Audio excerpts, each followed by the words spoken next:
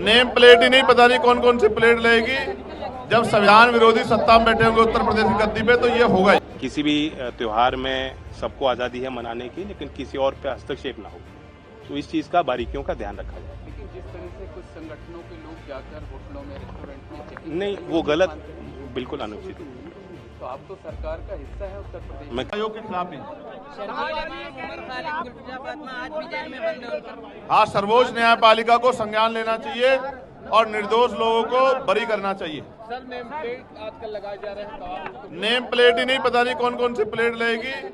जब संविधान विरोधी सत्ता में बैठे होंगे उत्तर प्रदेश की गद्दी पे तो ये होगा ही। इसको बदलने के लिए हम लोग ये कार्यक्रम कर रहे हैं। सरकार को समझ नहीं आ रहा है, इसलिए आजाद समाज पार्टी आने वाले कल में कावड़ का त्योहार खत्म होने के तत्काल बाद प्रदेश स्तरीय आंदोलन करेगी। हमने इससे पहले भी जिला स्तरीय आंदोलन किया था, लेकिन अब शिक्षा का बाजारीकरण और ये मर्जीकरण रोकने के लिए, बिजली विभाग का निजीकरण रोकने के लिए हम लोग एक मजबूत आंदोलन लखनऊ में करने जा रहे हैं। बात की जानकारी मैं आपको दे रहा हूँ।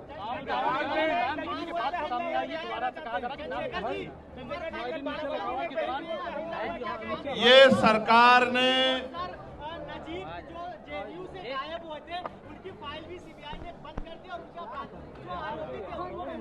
देखिए, ये बहुत बड़ा हमला है संविधान पे। जिस तरह से पढ़े लिखे लोगों को, निर्दोष लोगों को जेल में डाला जा रहा है, जिस तरह से रिपोर्ट जो है चाहे सीबीआई द्वारा या अन्य किसी संगठन को जिम्मेदारी सौंपी गई है कार्रवाई की, वो पूरी नहीं हो रही है, उन पर दबाव बनाया जा रहा है। लोकतंत्र में संविधान पे हमला है, हम लोग इसका विरोध करते हैं। और मैं सर्वोच्च न्यायालय से मांग करता हूं कि ऐसे सभी लोगों को जो उनका राइट है कि उनका केस चलता है, उनको बेल मिले, ये बेल का काम उनका होना चाहिए। क्या हुआ है? दलित युवक पे हमला हुआ है और उसने आरोप लगाया कि पंडित जी ने जाति सूचक। अगर ऐसा हुआ है कहीं तो ये उसी जो तथाकथित हिंदू हिंदू भाई भाई का नारा है, उस पर बहुत बड़ा हमला है। इसका जवाब सरकार को देना चाहिए, मुझे नहीं। कि जो सरकार ये कहती है, मैं तो मानता हूं कि मनुस्मृति के अनुसार SC ST OBC के लोगों को अगर वो मंत्रों का उच्चारण करेंगे या मंत्रों का श्रवण करेंगे तो उनको तो दंडित किया ही जाता है। ये तो संविधान, उनका मनुस्मृति कहती है। लेकिन भारतीय संविधान में भी हो रहा है, तो सरकारों को इसका जवाब देना चाहिए कि उनकी कानून व्यवस्था क्या है।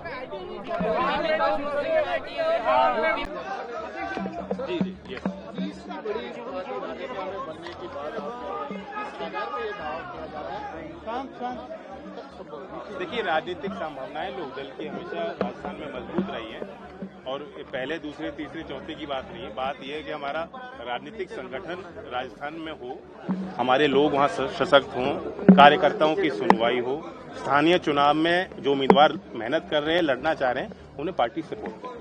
सर, आपके यूपी में अगर देखा जाए तो राजभर साहब, अनुप्रिया पटेल, ये सब अलग अलग एनडीए के होने के बाद भी अलग अलग चुनाव लड़ रहे हैं पंचायत का। क्या एनडीए कमजोर नहीं होगी सर आपके ऐसे करने से? नहीं, देखिए, वहाँ पार्टी सिंबल पे स्थानीय चुनाव नहीं होते, जबकि राजस्थान में दूसरी व्यवस्था है। तो यूपी की पॉलिटिक्स फर्क है, राजस्थान की परिस्थिति अलग है।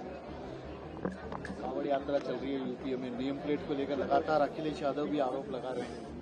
देखिए, कोई भी असुरक्षित नहीं महसूस होना चाहिए, किसी के साथ कोई बदतमीजी नहीं होनी चाहिए। उसके लिए लॉ एंड ऑर्डर की व्यवस्था कायम है, सब बराबर हैं। किसी भी त्योहार में सबको आज़ादी है मनाने की, लेकिन किसी और पे हस्तक्षेप ना हो, तो इस चीज़ का बारीकियों का ध्यान रखा जाए। लेकिन जिस तरह से कुछ संगठनों के लोग जाकर होटलों में, रेस्टोरेंट में चेकिंग। नहीं, वो गलत, बिल्कुल अनुचित। तो आप तो सरकार का हिस्सा है उत्तर प्रदेश। मैं कह रहा हूँ ना आपके माध्यम। सर, वेस्टर्न यूपी पूरा काफी दबदबा आपकी पार्टी का, क्या आपका प्लान है? क्या यूपी चुनाव अलग लड़ेंगे? क्योंकि आपके अभी हमने नहीं, ऐसा कोई हमने बिहार में देखा था, आपके एनडीए के एक साथी वो कह रहे हैं अलग लड़ेंगे, केंद्रीय मंत्री।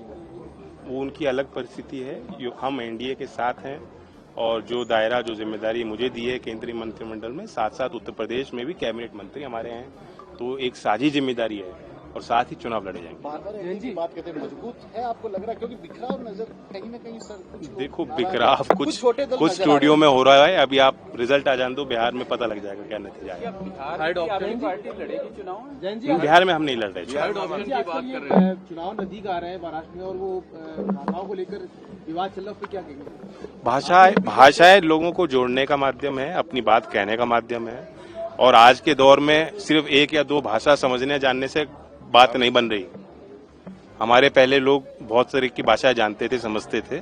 हमारी जो स्थानीय भाषाएं हैं उनको हम शिक्षा का माध्यम इसलिए बनाना चाहते हैं कि ये पाया गया है और उसके पीछे वैज्ञानिक तथ्य हैं कि कम उम्र में बच्चे जल्दी भाषा सीखते हैं और जो एक से ज्यादा भाषा बोलते हैं, समझते हैं, उनके कॉग्निटिव जो बिहेवियर है उस पर अच्छा पॉजिटिव रिस्पॉन्स आता है। लर्निंग आउटकम यानी वो क्या चीज सीख रहे हैं, ग्रहण कर रहे हैं, उस पर एक बड़ा सार्थक प्रभाव पड़ता है। इसलिए हमने स्थानीय भाषाओं को बल दिए। जो हमारी मातृभाषाएं हैं, कई हमारी भारत में भाषाएं बोली जाती हैं और पूरी आजादी राज्यों को दी है। इसमें कोई भाषा किसी पे थोपी नहीं जा रही। ये जरूर है कि आप 1st to 5th तक कम से कम 2 स्थानीय भाषाओं को आप आगे बढ़ाएंगे और ये 3 लैंग्वेज फॉर्मूला का हिस्सा है। इसमें कोई कनेक्टिंग भाषा नहीं है। ये नहीं कहा गया कि आप सबको इंग्लिश सिखाइए, ये नहीं कहा गया कि आप सबको हिंदी सिखाइए। तो जब बुनियाद में ये बात कही गई तो उसमें राज्य सरकार को ही फैसला लेना है। तो तीसरे ऑप्शन के लिए तैयार है राजस्थान? आपने कहा ऑलरेडी तो राजस्थान के लोग तय करेंगे। पुराना हमारा दल है, लोग जानते हैं। चौधरी चरण सिंह जी की बहुत श्रद्धा करते हैं, बहुत लोग प्यार करते हैं। जब भी मैं आता हूँ बहुत उत्साहवर्धन होता है।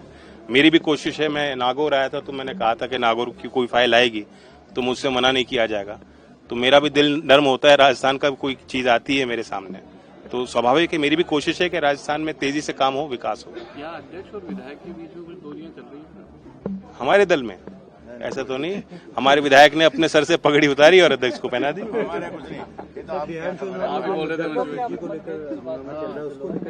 किसमें? चुनाव आयोग अपना काम कर रहा है, उस पर सवाल उठाना पार्टियों का अपना दायरा है। सवाल नहीं उठाने चाहिए, संवाद करें और कोई भी तथ्य हो उसे आगे रखें। लेकिन बात इस पे तथ्यों पे नहीं होती, भावनाओं पे हो रही है। चुनाव को प्रभावित करने की दृष्टि से आरोप लगाए जा रहे हैं। Thank you.